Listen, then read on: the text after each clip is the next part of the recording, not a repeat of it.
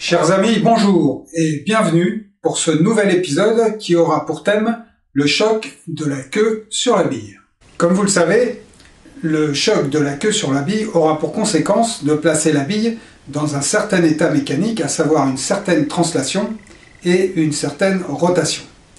Une fois que la bille a quitté le contact de la queue, seuls ces paramètres sont à considérer. Une parenthèse à ce propos, parce qu'on entend vraiment beaucoup de choses au sujet du coup de queue.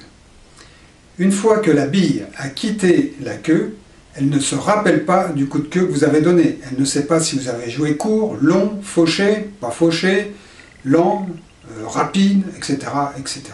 Non, la bille, elle est dans un certain état physique et point final. Ce qui se passe avant le choc et après le choc ne la concerne pas. La seule chose qui concerne la bille, c'est le millième de seconde pendant lequel la queue est au contact avec la bille.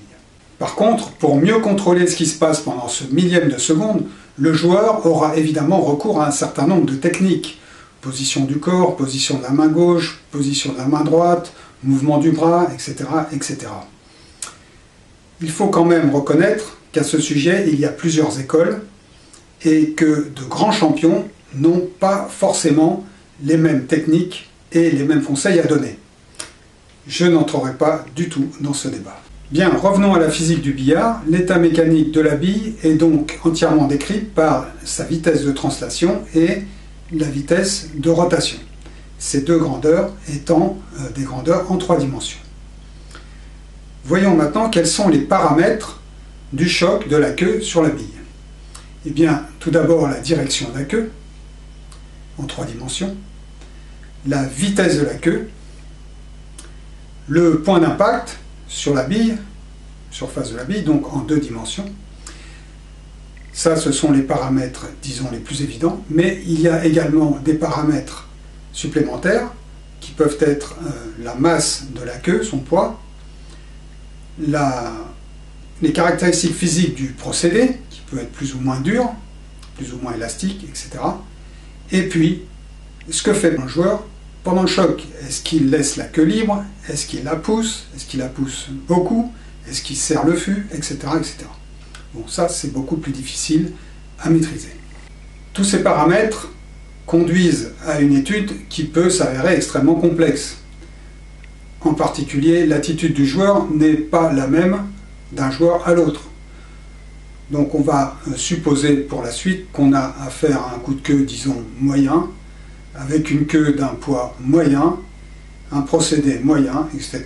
Et on va essayer de voir quelle est l'influence des paramètres objectifs, à savoir la hauteur d'attaque, l'effet latéral, l'inclinaison de la queue en particulier, et bien sûr la vitesse de la queue.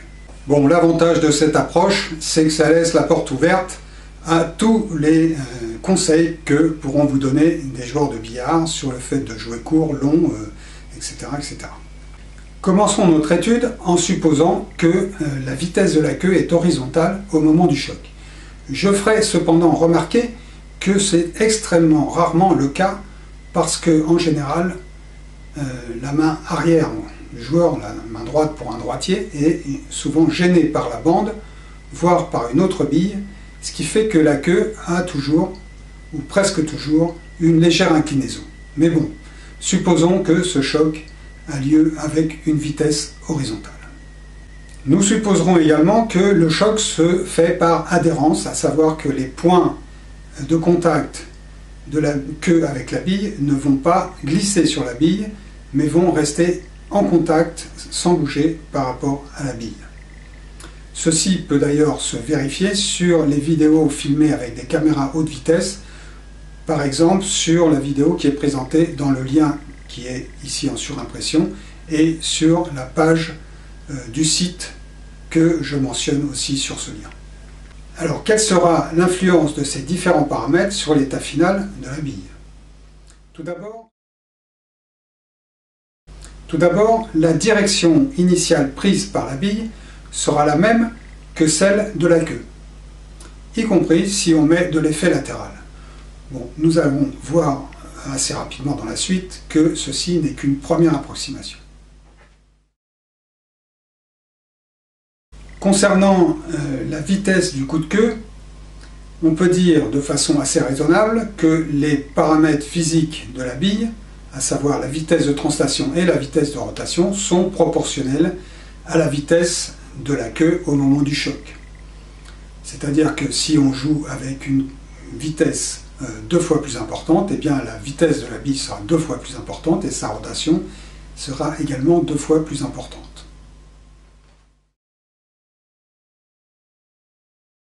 Alors, quelle est l'influence du poids de la queue? Eh bien, avec une queue plus lourde, on donnera plus de vitesse à la bille pour une même vitesse de la queue. Par contre, il n'y a pas de proportionnalité entre ces deux grandeurs, vitesse de la bille et masse de la queue. Si le joueur serre le fût au moment du choc, on peut considérer que cela revient à augmenter la masse de la queue. Parlons maintenant du point d'impact du procédé sur la bille. On sait tous, quand on joue au billard, qu'on ne peut pas jouer avec une attaque aussi près du bord de la bille qu'on le souhaiterait, ou en tout cas qu'on peut l'imaginer, parce que cela conduirait à un choc par glissement et donc à ce qu'on appelle une fausse queue. D'après les calculs, on peut décaler le procédé du centre de la bille d'environ 18 mm. Maintenant, si on veut garder une certaine marge de sécurité, je pense qu'on peut se limiter à 15 mm.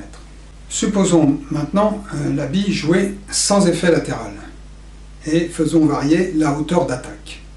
Cette hauteur d'attaque va influer directement sur la rotation longitudinale de la bille. Tout d'abord, si l'on joue à une hauteur de 12 mm par rapport au centre, au-dessus du centre, eh bien la bille va partir directement à l'état de rotation naturelle. Si maintenant on joue au-dessus de ce point, la bille va prendre au départ un effet coulé, c'est-à-dire qu'elle va tourner plus vite qu'elle le ferait pour une rotation sans glissement. Inversement, si on joue en dessous de ce point, mais en restant au-dessus du centre, eh bien la bille n'aura pas suffisamment de rotation par rapport à son roulement naturel et va glisser légèrement jusqu'à ce qu'elle retrouve son état de glissement naturel. Et maintenant, si l'on joue en plein centre, la bille va partir sans rotation, et si l'on joue en dessous du centre, eh bien la bille va partir avec un effet rétro qui sera d'autant plus important qu'on aura joué bas. Voyons maintenant l'influence d'un décalage du point d'impact par rapport au centre de la bille.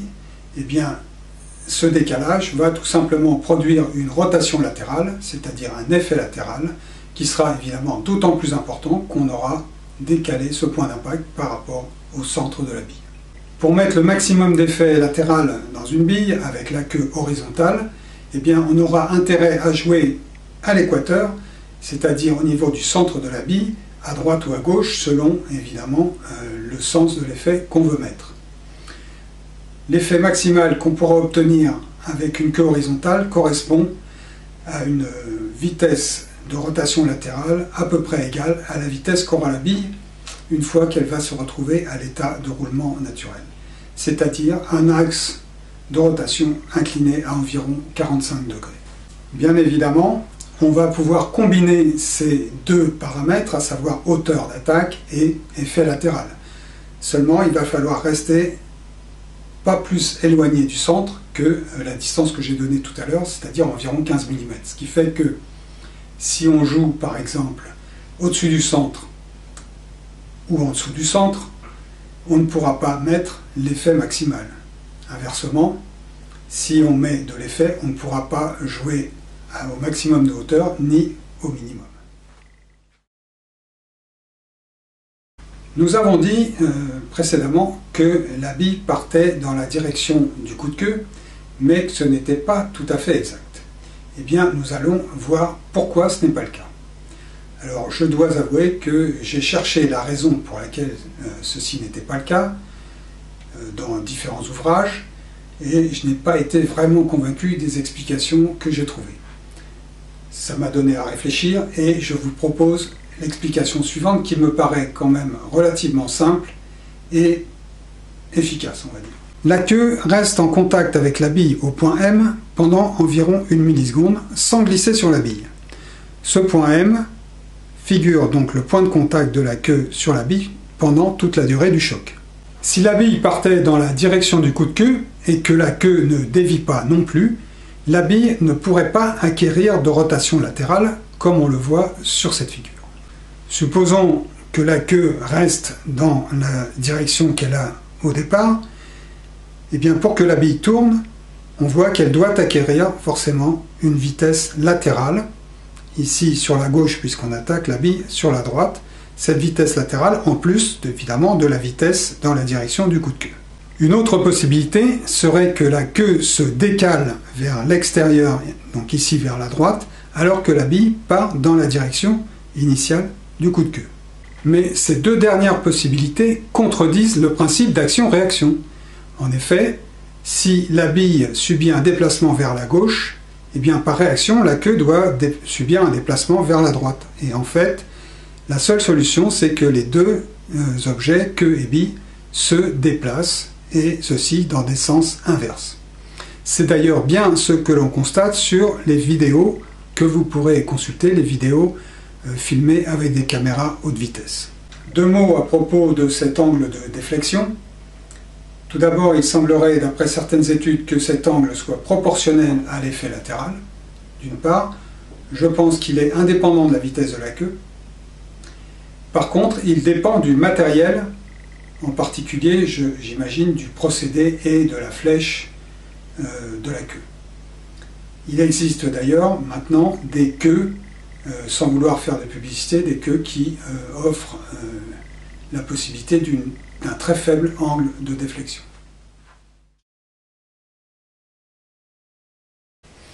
Alors pourquoi incliner la queue? Eh bien, pour deux raisons principales. La première, c'est qu'on va obtenir un effet rétro beaucoup plus important qu'avec une queue horizontale. Dans ce cas-là, on parlera plutôt de piqué. Deuxième possibilité, obtenir une trajectoire courbe qui permet de réaliser des points qui ne seraient pas possibles de réaliser autrement. Et on parle alors de masser. L'inclinaison de la queue peut varier de 0 à 90 degrés pratiquement. Malheureusement, on voit souvent des joueurs qui jouent soit queue horizontale, soit queue pratiquement verticale, alors qu'en fait, toutes les nuances sont possibles. Lorsqu'on joue avec la queue inclinée, eh bien, le point d'impact sur la bille se situe dans un demi-disque, le demi-disque qui se trouve en dessous de l'équateur, ceci vu de la queue, bien sûr. Alors, suite à un coup de queue incliné, la bille va prendre une direction horizontale correspondant à celle de la queue, à la déflexion près, bien entendu. Sur le plan vertical, la bille va donc choquer immédiatement l'ardoise et le tapis, ce qui pourra produire éventuellement un saut de bille. Si l'on joue sans effet latéral, la bille va acquérir une rotation rétrograde et une translation, mais cette vitesse de translation sera bien moindre que dans le cas d'un coup de queue horizontal, puisque la queue étant inclinée, la composante horizontale de la vitesse de la queue sera inférieure à la composante totale de cette vitesse. Si maintenant on attaque la bille sur le côté, donc avec de l'effet latéral, eh bien en plus de ce que nous avons dit précédemment, la bille va acquérir un effet transversal. Et donc il va s'en suivre une trajectoire courbe. En cas de saut de bille, la vitesse initiale de la bille, lorsqu'elle décolle du tapis, va être directement liée à l'inclinaison de la queue. Plus la queue sera inclinée, plus la bille va partir verticalement. La hauteur du saut sera évidemment directement liée à la vitesse du coup de queue. Alors essayons de voir quelle est l'influence de différents paramètres, à savoir la vitesse de la queue, l'inclinaison de la queue et le point d'impact. C'est ce que je vous propose maintenant sur les simulations suivantes. Voyons tout d'abord des attaques identiques, c'est-à-dire même point d'impact et même inclinaison, mais avec deux vitesses différentes, 1 mètre par seconde et 2 mètres par seconde. On constate d'une part que lorsque la vitesse est plus importante, eh bien la trajectoire est plus ample, la courbe se fait plus loin, mais par contre, propriété intéressante, on pourra constater que la vitesse finale de la bille, dans les deux cas, est la même du point de vue de sa direction, c'est-à-dire qu'on a des trajectoires parallèles. Voyons maintenant deux trajectoires avec le même point d'impact et la même vitesse, mais avec une inclinaison différente dans l'un cas et dans l'autre. Eh bien, on voit que lorsque la queue est moins inclinée, évidemment, comme on peut s'y attendre, la courbe est moins prononcée. Voyons maintenant l'influence du point d'impact. Eh bien, on voit que plus on joue bas, plus la bille aura d'effet rétro et donc plus la bille aura tendance à reculer. C'est-à-dire que la déviation finale sera plus importante si on joue bas que si on joue simplement sur le côté de la bille. Concernant les sauts de billes, mon simulateur malheureusement n'est pas capable de prendre ça en compte, mais je vous propose de voir cela dans une vidéo prochaine sur un vrai billard avec de vrais billets et un vrai joueur. Voyons ce qui se passe maintenant lorsqu'on fait intervenir une deuxième bille. Eh bien, si on joue un piqué, on pourra, comme je l'ai expliqué précédemment, obtenir un effet rétro bien plus important qu'avec une queue horizontale, ce qui permet d'obtenir des distances de recul plus importantes, ou bien, ce qui est équivalent finalement, donner pour une même distance de recul moins de vitesse à la bille numéro 2.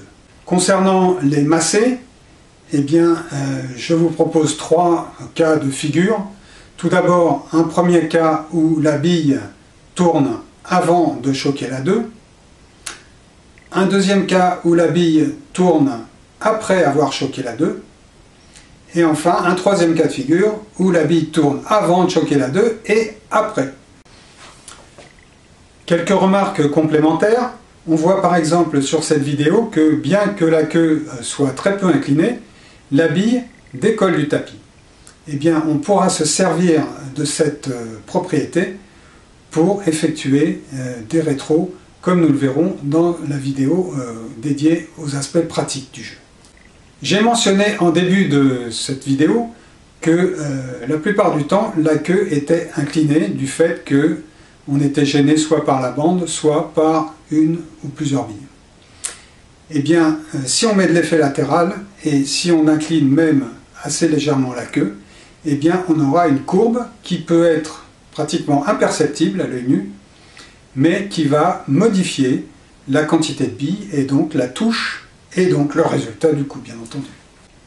Les attaques avec un coup de queue incliné offrent donc énormément de possibilités aux joueurs. Par contre, au revers de la médaille, ces coups sont assez difficiles à maîtriser, et ce d'autant plus que d'une part, on ne connaît pas forcément le rendement exact du billard, si on joue sur un billard sur lequel on ne joue pas d'habitude. Et deuxième chose importante, on est dans une position qui n'est pas toujours très confortable, et donc le coup de queue sera plus difficile à maîtriser.